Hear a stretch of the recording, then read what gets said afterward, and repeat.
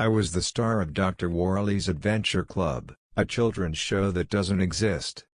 Submitted by Like I Did. Out of all the fundamental questions we have about life and the progress science has made over time, I find it astonishing how little we know about our own brains. Neurobiology is a fascinating field of research, but even with all the progress we have made, some questions remain unanswered. Why do we dream? Are we ever really conscious? Are we in control over our own minds?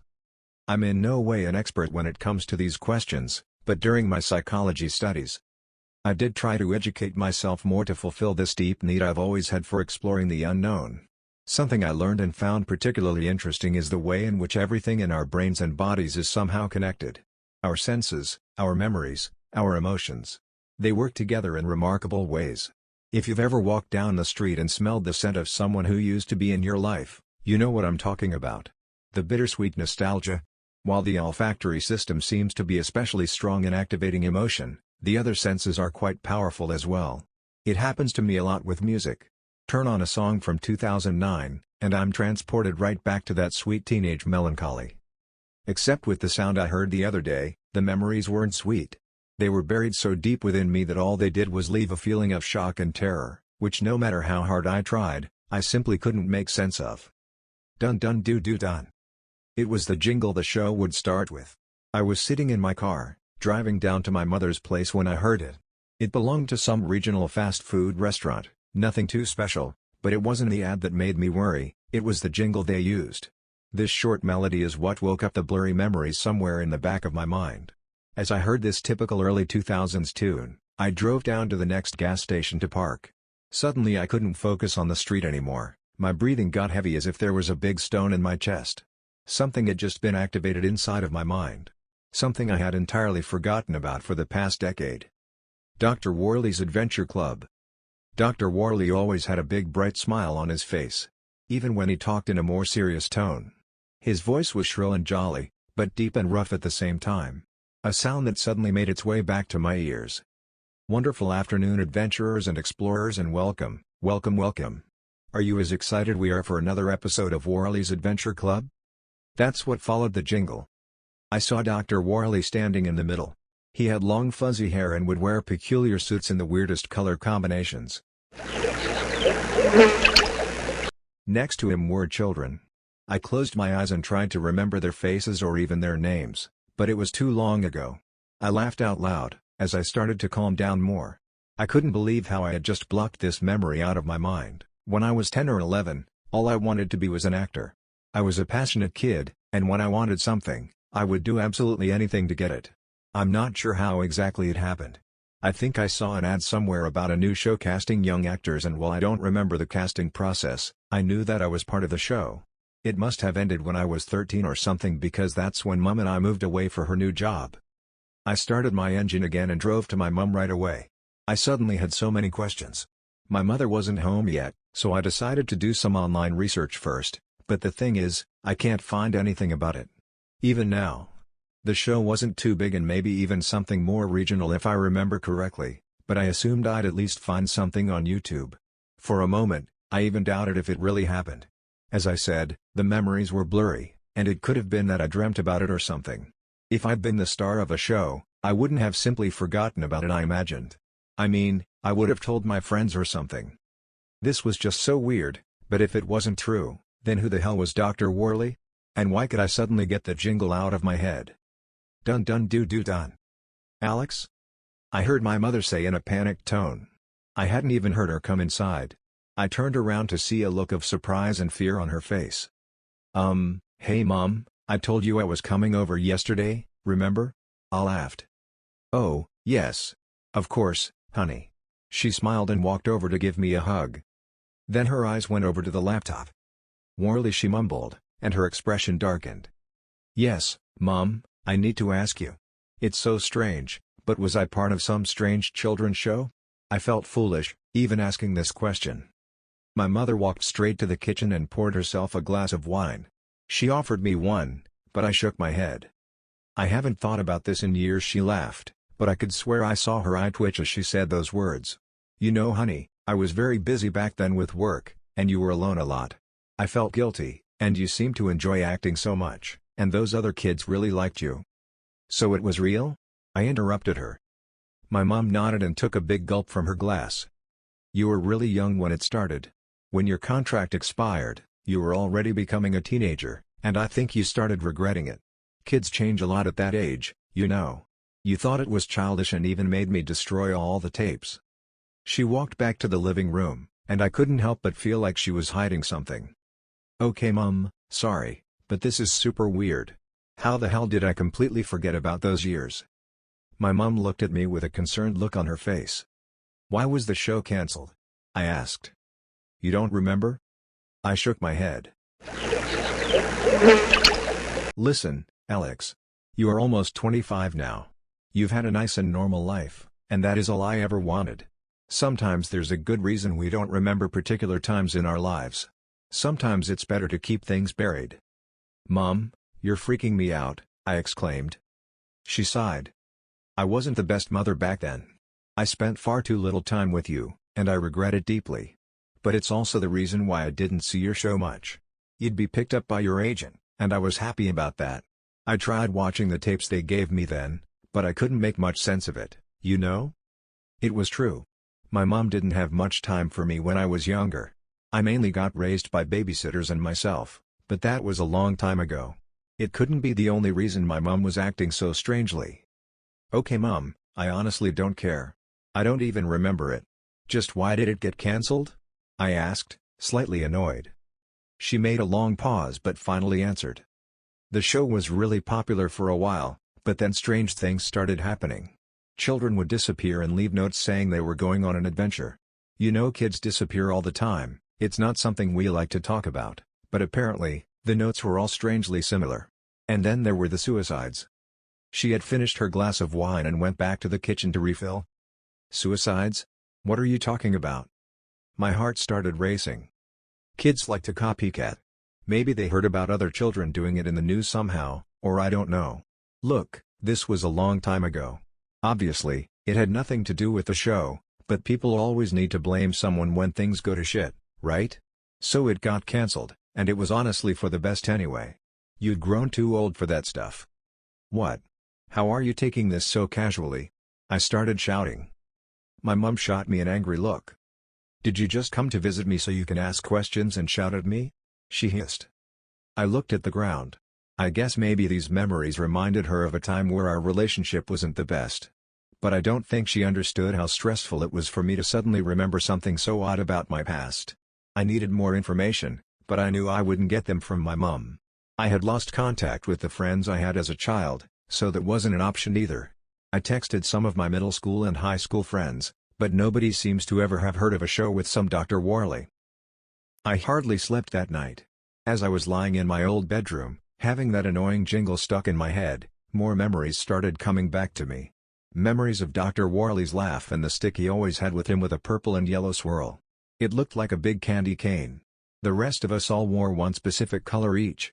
During every episode, we had the same outfit. There was a boy in green, a girl in yellow, another girl in blue, and I was purple. I had the visuals and the sounds but not the content. I have absolutely no idea what those adventures were that we went on, and the weirdest part is that all the memories I did have were about the show. None were about the moments of us filming them. It made sense that I thought I had made it up. I would still be doubting it if my mom hadn't just confessed that it was real. My eyes shot wide open, and I couldn't help but grin as I got an idea. I got out of bed and slowly opened my door, so I wouldn't wake my mom sleeping next door. I tiptoed towards the stairs that went to the attic and climbed up. My mom was the kind of person who never threw anything away, which made it even weirder that she hadn't kept any of the tapes, but I remember distinctly that she had kept many boxes with old toys and other stuff from when I was a kid. When I moved out for college, we brought some more of my things up here, and I saw many boxes from our old home. After rummaging through old stuff for what must have been hours, I finally sighed and gave up. I couldn't believe that there was not a single piece of evidence from this strange time of my life. Disappointed, I went back to my room so I could try and get at least a little sleep. I took a look at my phone and finally, the hope was back. I had gotten a text from Helen. I had texted her earlier, asking if she remembered the show. She lived next door and went to middle school with me. This is so strange. I just thought about this the other day. I meant to text you but had been so busy with work. How are you doing, Alex? She had sent this a few minutes ago.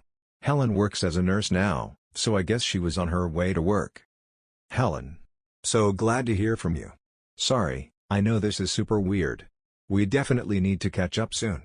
But can you tell me what you remember about the show? Like any tiny detail would already help. She replied a few minutes later. I don't know anything about the show. Your mom would never let us watch it, remember? And it wasn't on TV here. But I remember how we once video chatted with one of your friends from the show.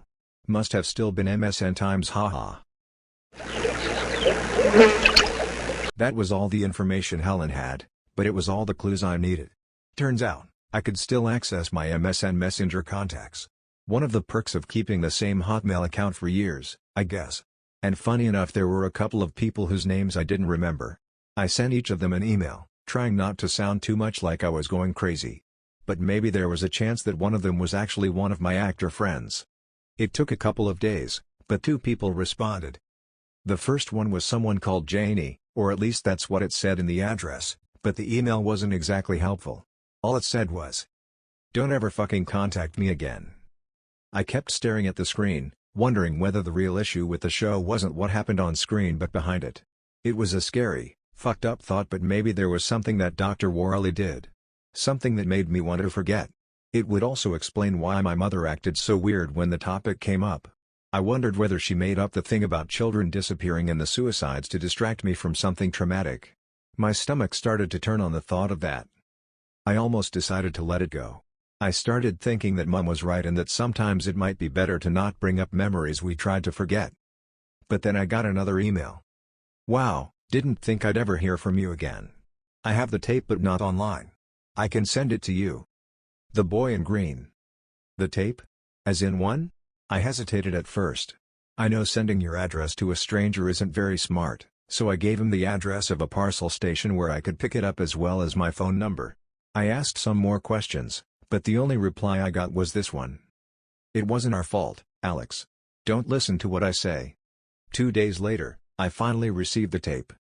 When Mom was at work, I got the old VHS player from the attic.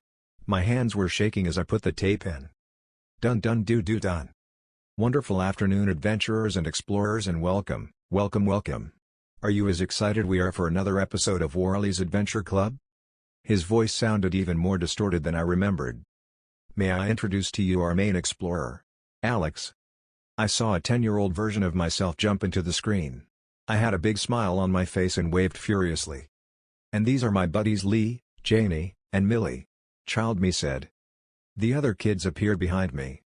"What's today's adventure?" they shouted in unison. The energy was definitely a little too high, but nothing too strange for some old kids show. Nothing too worrying, at least. Except after that moment, everything we said sounded somehow like gibberish. I wondered if that was part of the concept, but it did feel very weird. I kept listening to the nonsense but at the same time, grabbed my phone. I wanted to send Lee, the boy in green, another email. "Are you happy?" I heard my own voice say. I looked back to television and was surprised to see the camera zoomed into my face. Something about it looked somehow off, not just the gigantic smile I had, but something about my facial structures was odd. I decided that it was probably just too much stage makeup, as the other kids looked a bit weird as well. All of a sudden, the smile disappeared, and young Alex looked a lot more serious. "You know she still doesn't love you, right? She never had and never will." I felt like I had missed some important part, but none of the things said before had made any sense. It didn't even sound like English. The young version of me started laughing. The camera zoomed away again, and now the other kids were in the picture again. Lee, Millie, and Janie were standing in the back, all laughing. In front of them, I saw someone lying on the ground. It looked like another kid but dressed in regular clothes. It was difficult to recognize what gruesome things were going on back there until the camera moved closer. The eyes of the young boy were opened wide, he wasn't moving. The big candy cane was shoved inside his stomach, staining his clothes red. I held my breath. This couldn't be real. This was supposed to be a kid's show. Obviously, there was no way they could ever screen something like this, and at first, I wondered if Lee had sent me this as a prank. Maybe it was some macabre off-screen joke. I came closer again and started speaking directly towards the camera. Remember how much fun we had, Alex? Let's do it again." And that's where the tape ended. I noticed I was still holding my breath. This had to be a prank, why else would I be talking directly to myself? Still, for some reason, I couldn't bring myself to rewatch the tape. I don't know how long I was just sitting there, trying to remember anything useful, when my phone started ringing. It was an unknown number. "Did you watch it?" I heard a male voice speak. "Lee?" I asked. He was quiet for a while. "It was a joke, right? I mean, we were young and stuff, but damn, that was fucked up," I added and laughed nervously. I hadn't seen the tape for years. I didn't remember any of what was happening in it. "But I don't think it was a joke," he finally said. "What the fuck? It had to be." I even said my name directly to the camera. I responded. "What are you talking about, Alex?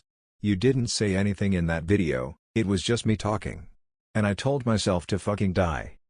This time I stayed silent. Maybe Lee was screwing with me, but why would he do that? We haven't spoken to each other in over 10 years. "I have to go now. Don't show this video to anyone else." "Wait, Lee," I said, but he had already hung up.